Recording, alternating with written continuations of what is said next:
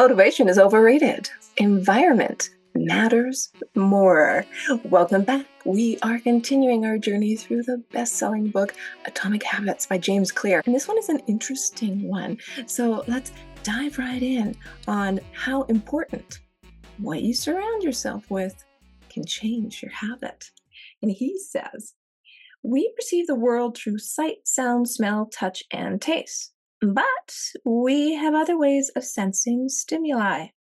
Some are conscious, but many are non conscious. For instance, you can notice when the temperature drops before a storm, or when the pain in your gut rises during the stomachache, or when you fall off balance while walking on rocky ground.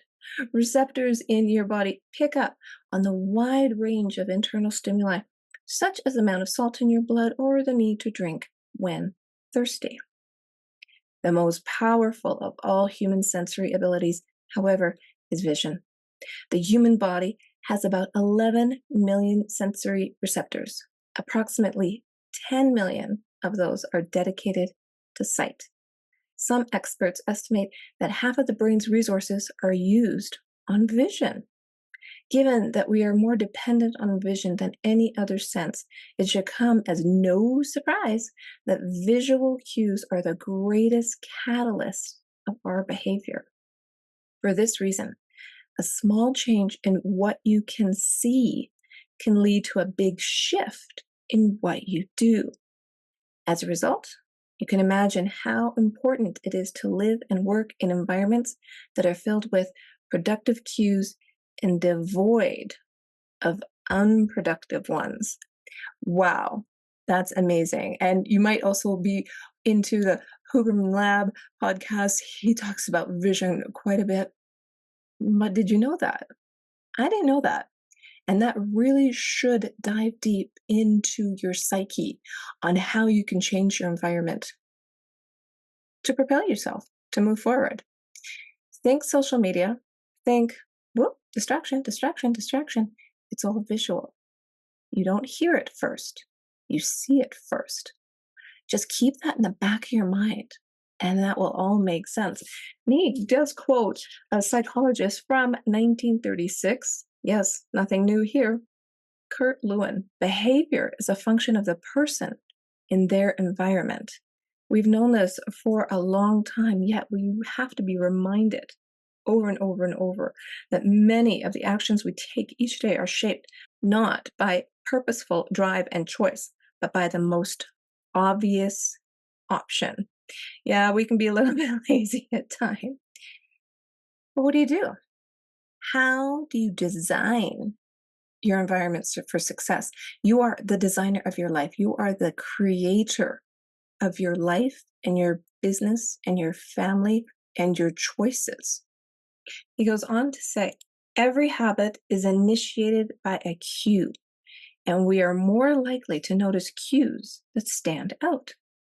Unfortunately, the environment where we live and work often make it easy not to do certain actions because there is no obvious cue to trigger the behavior.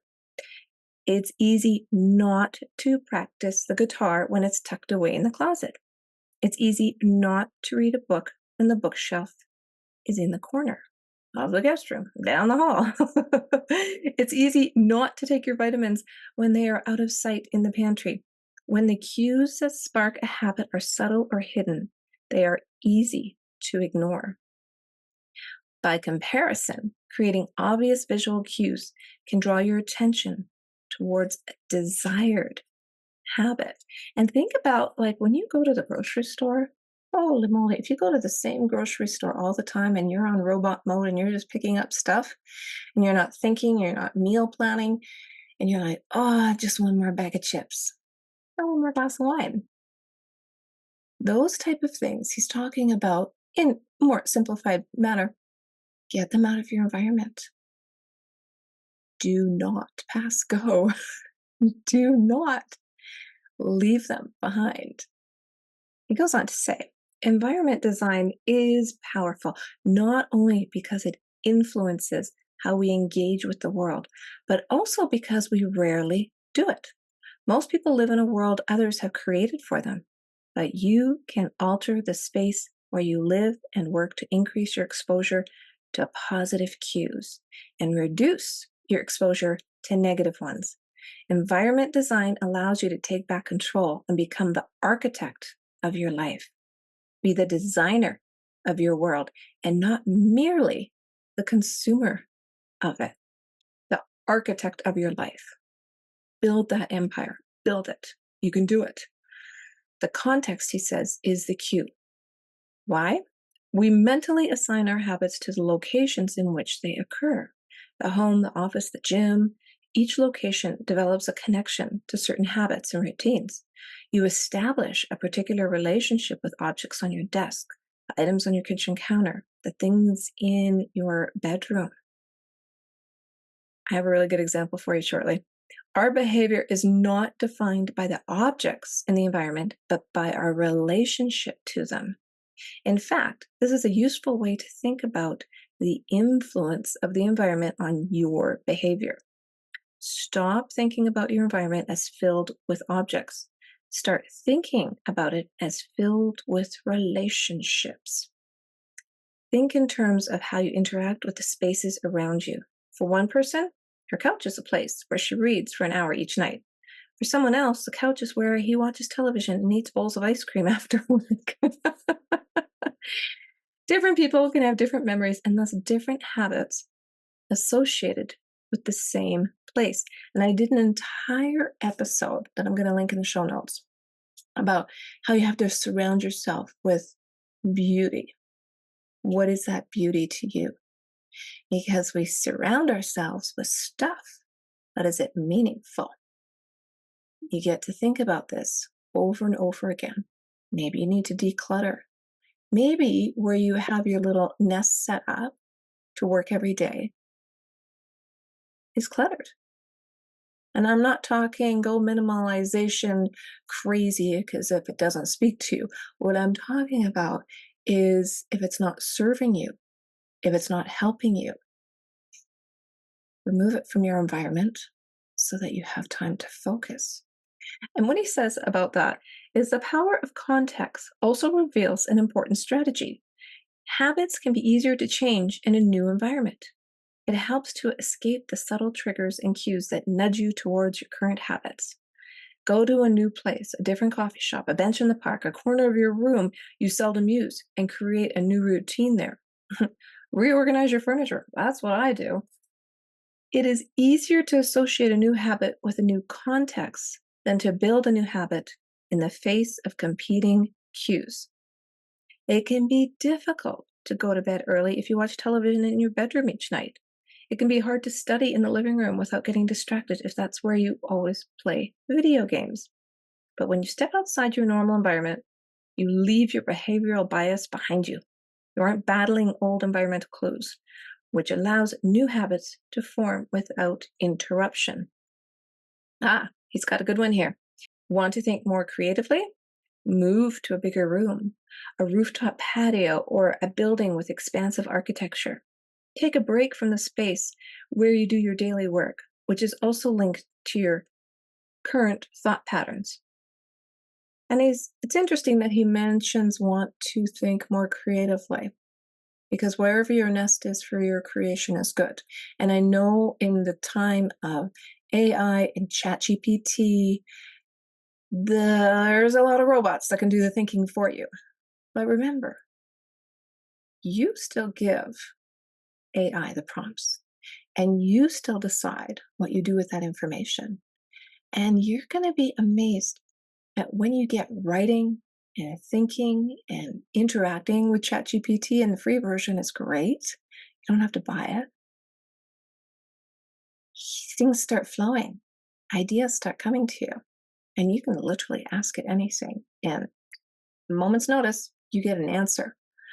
But you want to keep your creative juices, your personal ones, the ones that make you unique, flowing.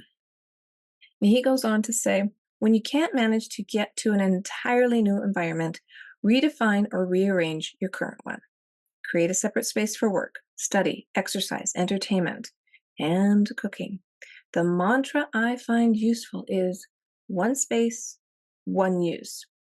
Well, I can see that, you're setting the stage for success, but not everybody has a big house and a big room and a lot of ways to just use one space for one reason. But I'll give you, for instance, when it was a homework time for my son, the kitchen table was where he did homework every time. It was still the kitchen table. We still had our meals there.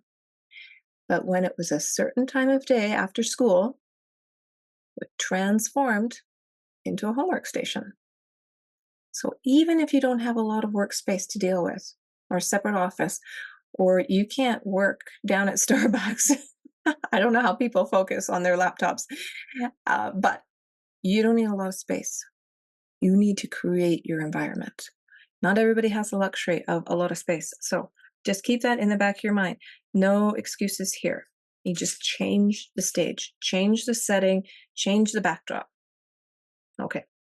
He says, if you manage to stick with this strategy, each context will become associated with a particular habit and mode of thought. Habits thrive under predictable circumstances like these. Focus comes automatically when you are sitting at your work desk. Relaxation is easier when you're in a space designed for that purpose. Sleep comes quickly when it's the only thing that happens in your bedroom. If you want behaviors that are stable and predictable, you need an environment that is stable and predictable. A stable environment where everything has a place and a purpose is an environment where habits can easily form. And I promised you a really good example. I have a friend who loves the shopping network, and she's literally in the habit every morning during coffee time to put on the shopping channel and buy something.